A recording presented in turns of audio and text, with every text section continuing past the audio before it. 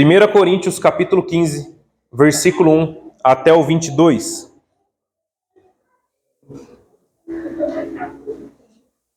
Obrigado. E o ventilador, irmão? Ventilador.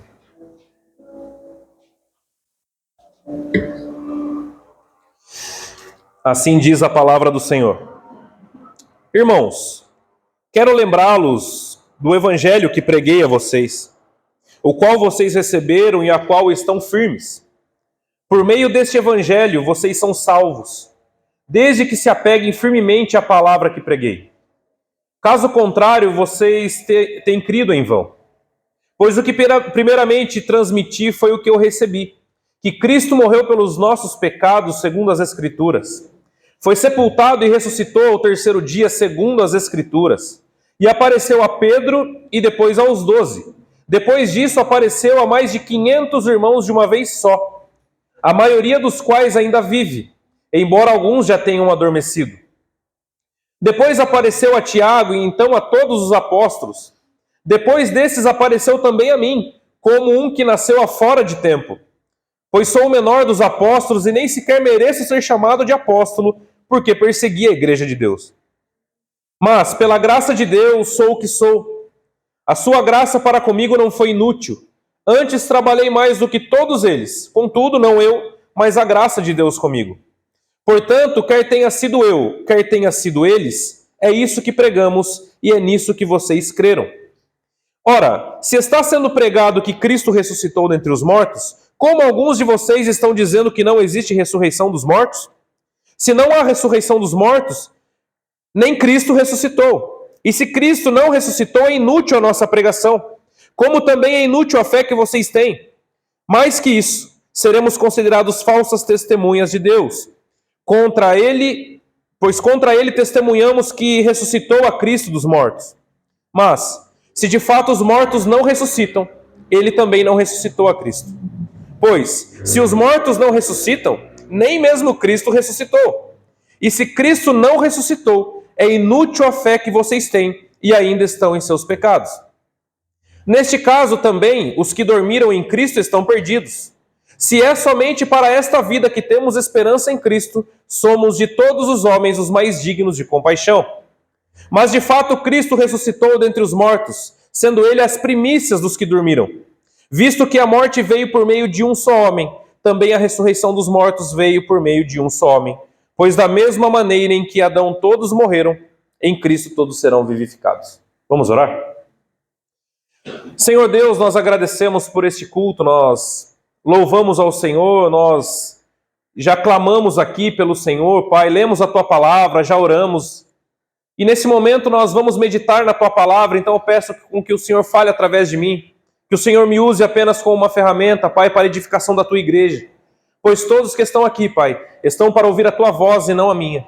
Então tem misericórdia de mim, perdão pelos meus pecados e me usa nesse momento. É isso que eu te peço e te agradeço em nome de Jesus. Amém.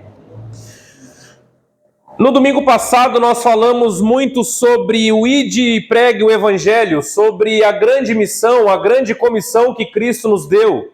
É uma função minha e é uma função sua. Todos os cristãos têm a obrigação de cumprir o ide de Cristo. E hoje nós vamos falar sobre a principal doutrina da nossa fé. Hoje nós vamos falar sobre o ponto central de tudo o que envolve o cristianismo, a ressurreição de Cristo. A ressurreição, ela é o ponto fundamental que fundamenta todas as outras coisas. Se Jesus tivesse nascido como nasceu, vivido como viveu, pregado como pregou e crucificado como foi, e não tivesse ressuscitado, em vão seria todas as coisas. Não teria motivos nenhum de estarmos aqui, porque nós não adoramos um defunto, nós não adoramos mortos. Nós adoramos o Cristo que vive, Ele ressuscitou, e é isso que a nossa fé está baseada. Portanto, esse texto nós temos que entender um pouco do contexto dele para nós entrarmos na mensagem em que Paulo queria passar nesse capítulo 15 de 1 Coríntios. Esse texto nós vemos que Paulo ele estava em Efésios quando ele escreveu essa carta, provavelmente no ano de 53 a 54 depois de Cristo. A igreja de Corinto, irmãos, ela era quase completamente constituída de gentios, de pessoas gregas. Era muito raro um judeu na igreja de Corinto, até pela sua localização. Então era uma igreja composta de gentios. Quem são os gentios? Na EBD nós aprendemos sobre isso, não é? Os gentios somos nós. Todos os que não fazem parte de Israel, do povo de Israel, são gentios. São de fora do povo de Israel. E essa igreja era composta por isso. A igreja de Corinto era uma igreja muito complicada. Paulo não escreve essa carta para cumprimentar ninguém. Paulo lhe trata mais de 11 problemas doutrinários na igreja de Corinto. Só na carta de 1ª e 2ª Corinto, Paulo trata de mais de 11 problemas de dentro da igreja. Como brigas e divisão, prostituição, sexo fora do casamento, sobre divórcio e sobre a negação da ressurreição. Portanto, Paulo, diferente das outras igrejas também, Efésios, Filipenses, Colossenses, que ele escreveu para defender a sua fé e acabar com as heresias, o problema maior de Corinto não era que as heresias estavam vindo de fora para dentro. Os próprios irmãos estavam comprando as heresias e difundindo as heresias dentro da igreja. Por isso que Paulo ele teve que escrever 2 cartas para tratar sobre essa igreja. Isso nos mostra que todas as igrejas elas têm problemas. Todas as igrejas elas têm problemas, mas a grande questão é o que nós como igreja estamos fazendo quando os problemas aparecem. Coríntio, ele estava recebendo heresias de fora e estava ainda difundindo no meio da igreja, e isso estava causando grandes problemas na igreja de Corinto. Porém, o nosso texto ele fala especificamente sobre ressurreição. Esse é o texto do Novo Testamento, fora os evangelhos que narram a ressurreição de Cristo, mas essa é a carta, pelo menos de Paulo, que mais fala sobre a ressurreição, que Paulo mais defende a doutrina da ressurreição. Mas por que ele defende tanto a doutrina da ressurreição para essa igreja? Já não eram crentes? Ele já não estava falando para a igreja, então eram irmãos que criam em Cristo. Se criam em Cristo, por que defender a ressurreição? Não tinha muito sentido, porém nós temos que ver o que estava acontecendo. Os irmãos de Corinto, como eu já disse, a maioria era grego. E eles criam que a alma ela é eterna, mas há uma filosofia grega, principalmente naqueles dias, que dizia que era impossível ressuscitar um corpo. A ressurreição de um corpo era impossível. E essa ideia começou a ser difundida na igreja de Corinto, e eles começaram a colocar em dúvida se de fato Cristo ressuscitou. Outra história que estava acontecendo na igreja de Corinto, além de eles considerarem a história da ressurreição uma mentira ou um conto para impressionar as pessoas, os irmãos de Corinto eles se achavam os todos espirituais. Eles achavam que eles já tinham atingido o ápice espiritual, sabe por quê? Por falar línguas estranhas. Tanto é que nós lemos aqui, eu não combinei nada com o Júnior, ele trouxe 1 Coríntios 13, onde Paulo trata de línguas. Onde Paulo trata de dons. Mesmo que eu fale as línguas estranhas, se eu não tiver amor, de nada vale.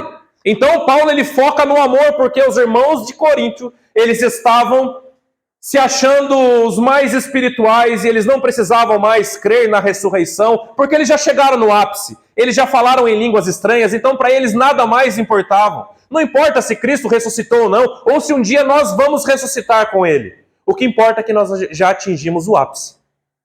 E essa mentira começou a ser difundida no meio da igreja. Um escritor chamado Gordon Fee, ele diz no seu livro, Como Ler a Bíblia, livro por livro, ele diz assim: para os irmãos em Corinto, falar em línguas estranhas era o estágio máximo de sua espiritualidade. Por isso, alguns deles não viam proveito nenhum na ressurreição de Cristo. Então esse era um problema enorme que estava acontecendo.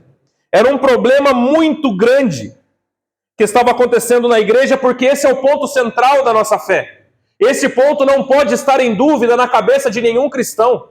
Porque se um cristão tem dúvida na ressurreição, ele não é um cristão. Se um cristão ele diz que Cristo não ressuscitou, não pode ser de Deus, não pode ser uma fé salvífica. Que Cristo você crê? Hoje nós falamos pela manhã sobre Romanos 16, terminamos o livro, a carta. E ele diz que o Messias que haveria de vir, ele foi escrito e foi revelado por Deus nas Escrituras. Não existe outro Cristo além das Escrituras, e muitas pessoas têm criado o seu Deus na sua cabeça. Tem muitas pessoas que dizem que creem em Cristo e creem em Deus, mas não é o Deus da Bíblia, não é o Cristo da Bíblia, é um Cristo que criou na sua cabeça. Portanto, também é idolatria, porque se você não adora o Deus da Bíblia, você adora qualquer outro Deus. Versículo 1 e 2, acompanhem comigo. Diz assim: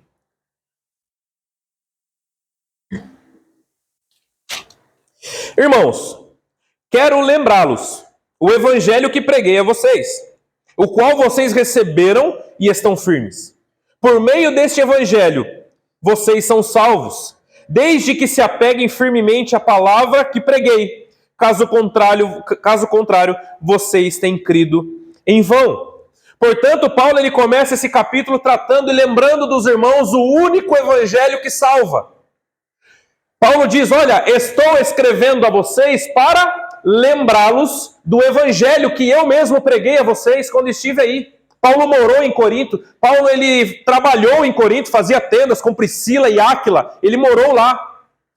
E ele pregou o evangelho para aquela igreja, ele pregou o Cristo ressurreto, ele pregou o Deus que mandou o seu filho para a terra para morrer no nosso lugar e ressuscitou ao terceiro dia. Paulo pregou o evangelho. Então Paulo diz, olha, eu estou escrevendo para lembrar vocês. A gente só lembra algo que nós já aprendemos, não é isso? Tem como você se lembrar de algo que você nunca teve conhecimento? Tem como você se lembrar de algo que você nunca viu? Então Paulo diz, olha, estou lembrando vocês do evangelho que eu preguei a vocês. Irmãos, hoje em dia nós vemos muitos evangelhos sendo pregados aí fora. Nós vemos muitos evangelhos a qual Cristo não é o centro desse evangelho. A qual Cristo não é o centro e o homem tem sido colocado no centro de todas as coisas, num lugar que o próprio Deus nunca o colocou. Nós vemos muitos evangelhos sendo colocados. O evangelho que fala que você pode, você consegue, você é isso, você é aquilo. O evangelho diz que depende tudo de você. O evangelho coach que tem se espalhado, o evangelho da prosperidade ou a teologia da prosperidade. Nós vemos muitos evangelhos sendo pregados aí fora, mas apenas um leva a Cristo. Apenas um é o verdadeiro evangelho de Cristo. Apenas um. Hoje em dia nós vemos púlpito sendo usado muito mais para palestras motivacionais, onde era para ser uma pregação em que atinge o pecado e leva o pecador ao arrependimento, tem sido mensagens que massageiam o ego. Hoje pessoas têm corrido atrás de coisas, de música para os seus ouvidos e não do que realmente tem que ouvir. Hoje existem pessoas que entram nas igrejas buscando conforto e bem-estar. A igreja não está aqui para isso. Pessoas que buscam ouvir aquilo que elas querem ouvir, porque elas não confrontam o seu pecado e tampouco querem mudar a sua vida. Pessoas que não buscam santidades, pessoas que apenas vêm para a igreja para um desencargo de consciência, mas o seu coração está em qualquer outro lugar. Spurgeon, certa vez, ele disse, pregue o evangelho visando unicamente a glória de Deus, ou então segure a sua língua. O mesmo Spurgeon disse que um dia, no lugar de profetas e pastores alimentando ovelhas, nós teremos palhaços entretendo bodes. E hoje nós vemos o mundo cristão, que pelo menos tem o nome de cristão, como um circo. Pessoas colocando entretenimento dentro da igreja para trazer pessoas. O entretenimento fala mais alto, o conforto fala mais alto, mas o que é pregado ali não é o evangelho de Cristo. Então Paulo diz, lembrem do evangelho que eu preguei a vocês. Lutero disse também certa vez, qualquer ensinamento que não se enquadre nas escrituras deve ser rejeitado, nem que faça chover milagres. Hoje em dia nós vemos um evangelho dos milagres, onde você vai para receber milagres, onde você não tem que ir para quebrantar o seu coração e mudar de vida, mas você tem que ir para receber alguma coisa. E a igreja não está aqui para fazer as pessoas receberem nada, a não ser o evangelho da cruz. Versículo 3 ao versículo 11, acompanhem comigo. Diz assim, Paulo continua: pois o que primeiramente eu lhe transmiti a vocês foi o que recebi, que Cristo morreu pelos nossos pecados segundo as Escrituras. Foi sepultado e ressuscitou no terceiro dia, segundo as Escrituras. E apareceu a Pedro e depois aos 12. Depois disso, recebeu mais de 500 irmãos de uma vez só. Apareceu para mais de 500 irmãos de uma vez só. A maioria dos quais ainda vive. Paulo estava dizendo, olha, ele ressuscitou, existem pessoas que viram ele que ainda estão vivas. Não é um conto de fadas. E ele continua, no versículo 7. Depois apareceu a Tiago e então a todos os apóstolos. Depois deste apareceu também a mim, como um que nasceu fora de tempo. Pois sou o menor dos apóstolos e nem sequer mereço ser chamado de apóstolo, porque persegui a igreja de Deus. Mas pela graça de Deus eu sou o que sou. E sua graça para comigo não foi inútil. Antes trabalhei mais do que todos eles. Contudo, não eu, mas a graça de Deus comigo. Portanto, quer tenha sido eu, quer tenha sido eles, é isso que pregamos e é nisso que vocês creram. Paulo diz, traz à lembrança o evangelho que ele havia pregado, não é isso? Olha, eu estou escrevendo isso para lembrar vocês daquilo que eu preguei. Mas que evangelho é esse que Paulo pregava? Paulo, então, ele diz, qual evangelho era esse que ele levou para os irmãos de Corinto? Ele disse, olha, o evangelho que eu levei para vocês foi apenas o evangelho que eu recebi. Não é isso que ele disse? Eu transmiti a vocês algo que eu recebi do próprio Cristo. O evangelho de Cristo. Paulo não inventava evangelho. Paulo ele não inventava doutrina. Paulo ele não inventava coisas para o seu bem-estar ou para favorecer os seus gostos pessoais. Paulo ele pregava o evangelho que ele recebeu de Cristo e ele apenas transmitia essa mensagem para os outros. Lembre que a nossa função é como de um carteiro. O que faz um carteiro? Ele escreve a carta? Ele lê a carta antes da pessoa? Ele dá uma modificada no envelope? Ele tem a autoridade de violar o envelope, tirar o selo antes de entregar à pessoa que deve ser, que é o destino da carta? Um carteiro, ele apenas entrega. Um carteiro, ele apenas leva uma carta para outra pessoa. É isso que nós fazemos. Nós não escrevemos a carta. Nós não mudamos o conteúdo da carta. Nós apenas entregamos a carta que já foi escrita pelo próprio Deus. Nós não temos o direito de sequer mudar algo que está aqui. Hoje pela manhã eu lembrei os irmãos e disse sobre a sola escritura. Uma das 5 solas da Reforma, que enfatizava somente as Escrituras e nada mais.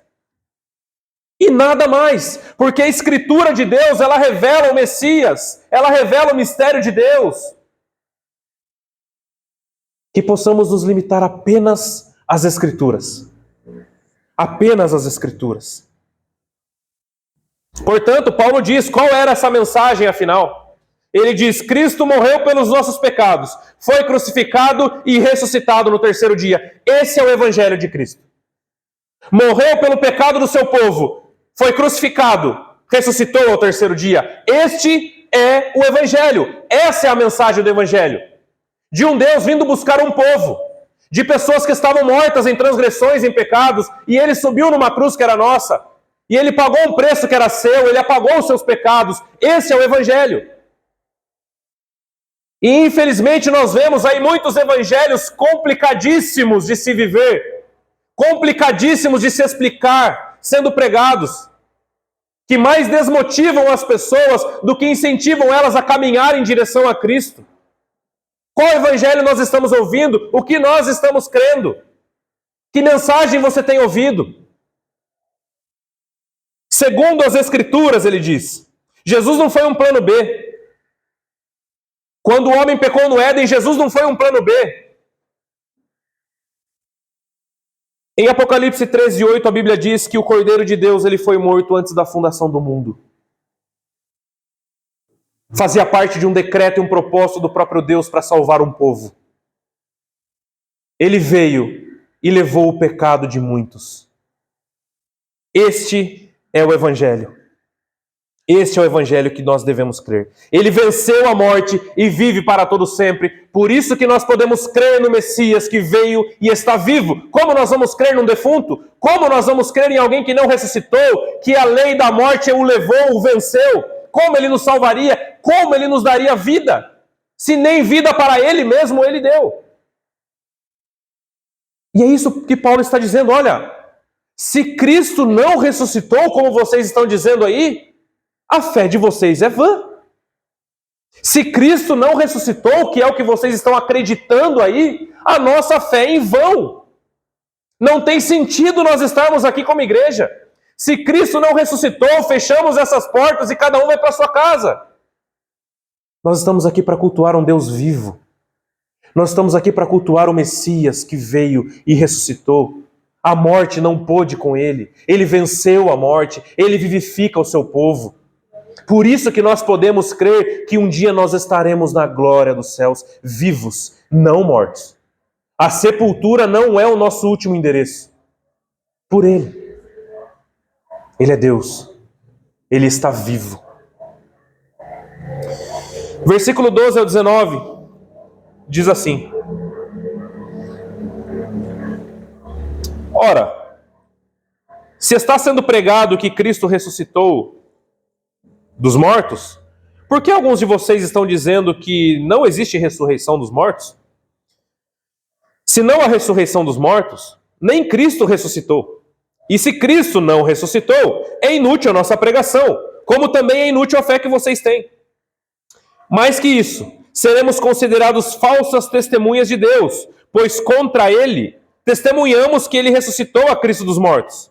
Mas, se de fato os mortos não ressuscitam, Ele também não ressuscitou a Cristo. Pois, se os mortos não ressuscitam, nem mesmo Cristo ressuscitou. E, se Cristo não ressuscitou, inútil é a fé que vocês têm. E ainda estão em seus pecados. Neste caso, também os que dormiram em Cristo estão perdidos. Se é somente para essa vida que temos esperança com Cristo, somos de todos os homens os mais dignos de compaixão. Como já falamos no começo, uma filosofia muito presente na igreja de Corinto era a filosofia que os mortos não podem ressuscitar dos mortos. E sabe o que os irmãos estavam fazendo? Eles não negavam a ressurreição, mas colocavam como uma ressurreição hipotética, uma ressurreição filosófica. Ele ressuscitou em nossa mente, em nosso coração, mas não é isso que Paulo está dizendo. Paulo está dizendo para os irmãos, olha, prestem atenção. Eu não estou dizendo que ele vive espiritualmente. Eu não estou dizendo que ele vive apenas simbologicamente. Ele vive literalmente. Ele ressuscitou. A matéria ressuscitou. Aquilo que vocês dizem que é impossível, aconteceu. E isso acontecerá conosco no dia da glória. No dia em que nós estaremos ressurretos num corpo glorificado e prestaremos contas a Deus. Ele ressuscitou de fato. Existia um pensamento chamado hedonismo. Sabe o que o hedonismo dizia? Comamos e bebamos, pois não há futuro no dia de amanhã, então cada um por si, façam o que vocês querem e está tudo certo. Não há futuro no amanhã, não há o porquê nós vivermos um padrão da palavra de Deus, não há motivos para se viver um padrão familiar, um padrão moral, ou quer que seja outra coisa. Faça o que você quiser fazer, faça o que você bem entender e está tudo certo, não há o dia de amanhã, não há esperança no dia de amanhã. E Paulo ele diz que se é apenas para essa vida que nós cremos ou esperamos em Cristo, nós somos os mais dignos de compaixão. Ou em outras traduções, nós somos os mais miseráveis dos homens. A vida do cristão não consiste nessa terra. A vida do cristão não consiste nessa terra. Hoje, a Duda me mostrou um vídeo de uma igreja luciferiana, a primeira do Brasil. E o rapaz dizendo que ele sempre serviu a Lúcifer e a vida dele é perfeita. Ele tem uma ótima condição financeira, os filhos têm saúde e tal e tal. Ele fala que ele tem 2 filhos. O mundo pode até ter uma vida perfeita e que ele tenha essa vida, eu não sei. Mas a nossa não importa ter uma vida perfeita aqui. Isso não pode ser parâmetro para eu ser cristão ou procurar outra coisa que me favoreça nessa terra. Ser cristão não é promessas para agora, para já, mas principalmente que Ele está vivo e que nós receberemos a coroa eterna um dia. Essa é a nossa maior esperança. E Paulo disse, nós esperamos apenas por este mundo, nós somos miseráveis. Então comamos e bebamos, que não há o dia de amanhã, façam o que bem entender. Ser cristão é fácil? Ser cristão não traz muitas vezes os seus problemas, os seus enfrentamentos, as suas guerras espirituais, as suas guerras contra o pecado. Ser cristão, nós enfrentamos muitos problemas nessa terra. O próprio Cristo desceu e foi crucificado. O próprio Deus encarnado foi crucificado e foi rejeitado pelas pessoas. Por que conosco vai ser diferente? Por que conosco a nossa vida tem que ser perfeita e não podemos sofrer, não podemos passar por problemas? Sabe por quê? Porque a vida do cristão não consiste aqui. Aqui nós estamos de passagem para fazer o que nós falamos no domingo passado. Ide e prega o evangelho e faça aquilo que foi ordenado a nós. Mas o nosso ápice não é aqui. O grande problema é que tem muito cristão olhando apenas para baixo.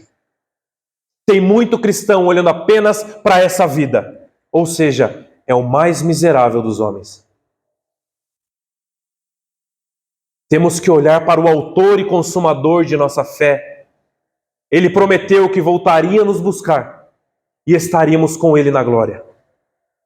Nada supera isso. Não existe nada que você possa viver nessa terra. Não tem nenhuma condição que os homens possam julgar maravilhosos nessa terra. Dinheiro, enfim, qualquer outra coisa ou qualquer outro prazer desta terra que possa substituir a glória dos céus. A palavra de Deus que nenhum olho viu, nenhum ouvido ouviu o que Deus tem preparado para seu povo. Paulo, o próprio Paulo, diz que ele viu.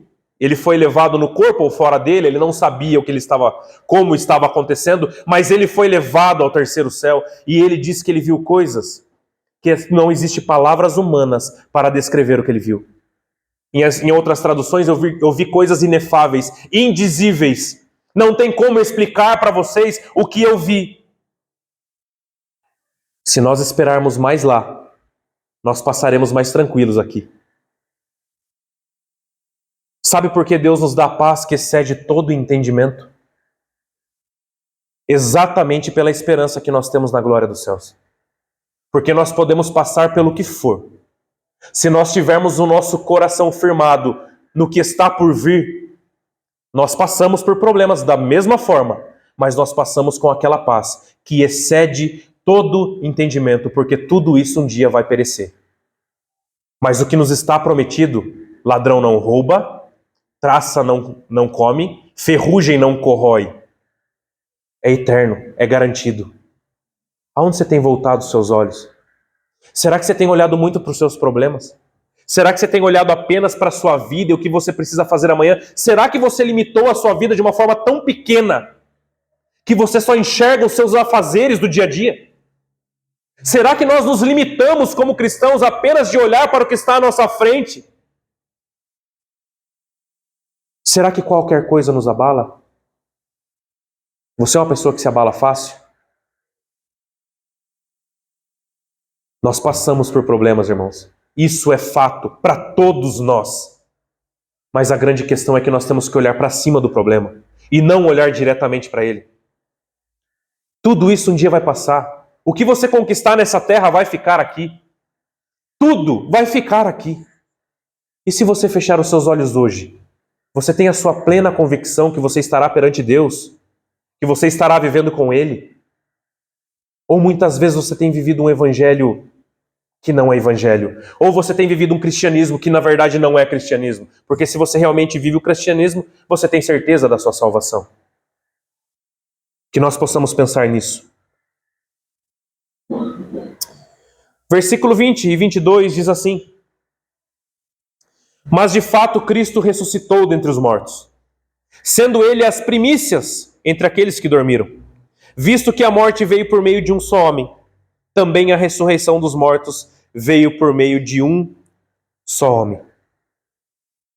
E no 24 ele diz: Então virá o fim, quando ele entregar o reino de Deus, o Pai, depois de ter destruído todo o domínio e toda a autoridade e todo o poder.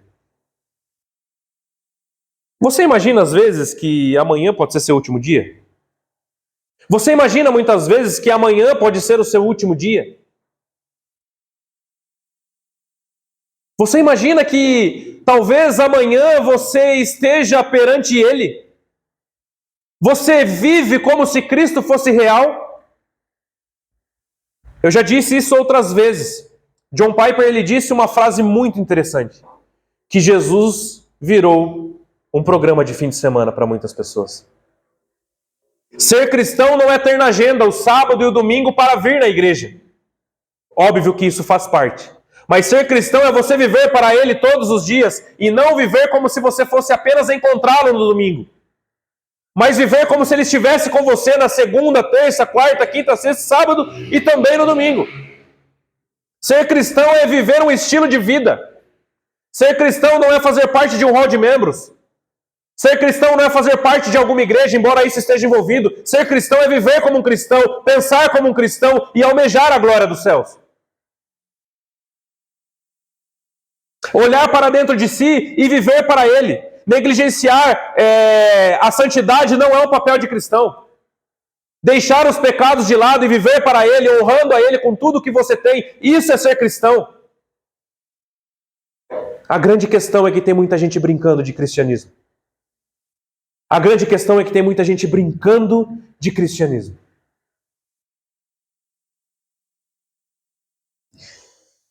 Então Paulo ele continua dizendo, mas de fato ele ressuscitou. Literalmente, ele ressuscitou. Ele está vivo. Tem um hino muito bonito que diz que porque ele vive, eu posso crer no amanhã. Porque ele vive, temor não há.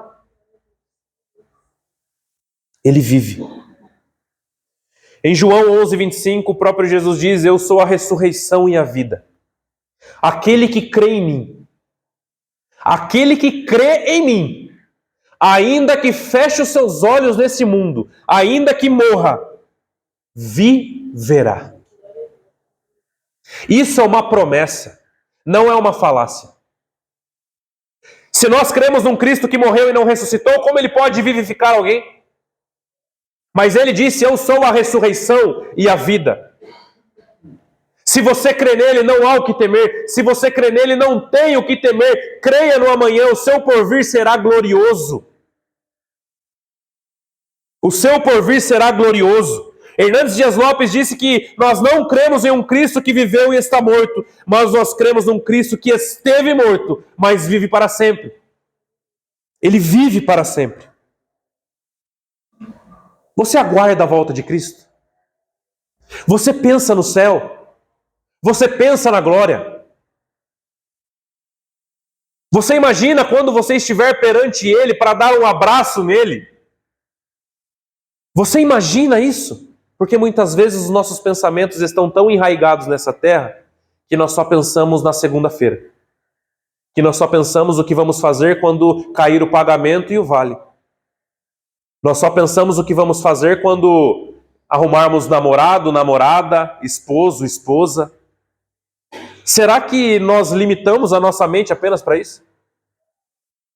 Temos que ansiar o céu, temos que desejar o céu. Temos que estar com o nosso pensamento lá. Essa é a paz que excede todo entendimento. Pensar na nova Jerusalém.